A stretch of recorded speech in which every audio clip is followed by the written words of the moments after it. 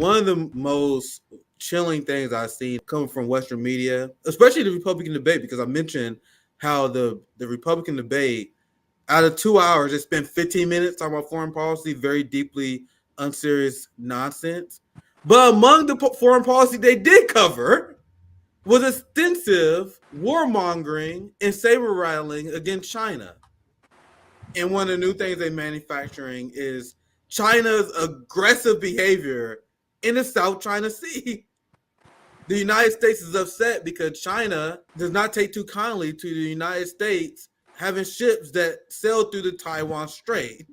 So the China, like any other country, imposing their own sovereignty is somehow an aggressive offense. And this is one of many ways they're using to escalate against China. Absolutely. Taiwan is another one. For some reason, China is now allowed to impose a sovereignty on territory that they own and have owned for centuries, way longer than the United States owned Hawaii, for example. So anyway, I'm being long-winded here. I was going to ask about your thoughts in general about this warmongering rhetoric regarding China. Do you agree with it? What's your thoughts on it? How will you react to the emerging economies of China? Welcome, JB. I'll pass to you here soon. I want you to at least ask Dr. West one question. I take very seriously what the great Du Bois meant when he said, as he was leaving the United Nations in San Francisco in June of 1945, he said, I think World War III will be the United States suppressing Asia and imposing a stranglehold on Russia. Now, wow. Of course, that's a huge leap, but Du Bois saw that. He wrote that in the Chicago Defender in June of 1945, meaning what? That he could see the shaping with the Soviet Empire emerging in 45, the American Empire emerging in 45, and if the Chinese Revolution would be successful, the ways in which America would attempt to dominate the world. Ironically, Hitler trying to dominate the world with all of his gangster ideology and practice, right? Here now, the American Empire wanting to dominate the world with its democratic ideology, but with its practice on the ground of barbaric expansion and provocation. China has no history of imperial expansion by means of territorial conquest. It has internal Chinese empire with its boundaries, yes, but not other nations. Japan, of course, has a long history of imperial expansion, Manchuria, Korea, and so forth and so on. So that the sense of China and Russia being the objects of the Washington elite when it comes to military maneuvers and foreign policies is very dangerous.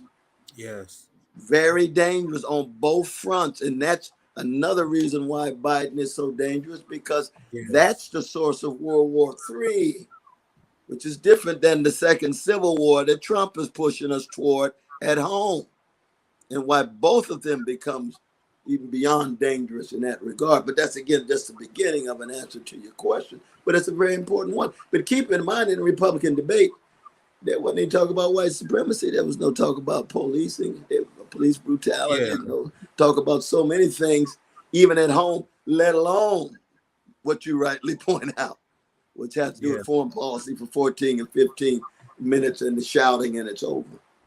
Because we know that Hawaii is struggling. And this is also tied to Ukraine, because the Biden administration, on the same day that this happened, they announced like $40 billion to go to Ukraine. You have 2 times more money that's going to Ukraine than Maui, Hawaii. And people calling it out. This is one of the many videos, to keep it short, of people calling out the Ukraine aid compared to Maui, Hawaii. This person here says 700 compared to all the millions he's given to Ukraine. So that's pretty much the Hawaii people calling that out. What's your thoughts? For good reason. I was just in Hawaii with my native Hawaiian brothers and sisters, and Anahita and I had a magnificent time with them. And the basic reality is that when it comes to U.S. foreign policy of either party, a native Hawaiian life, a Palestinian life, an African life has much less value than a white life or Ukrainian life. That doesn't mean that white suffering ought to be ignored. We ought to be indifferent toward it. But we ought to be very honest and very candid about who it is that U.S. foreign policy gears its billions and billions of dollars to. Against whom?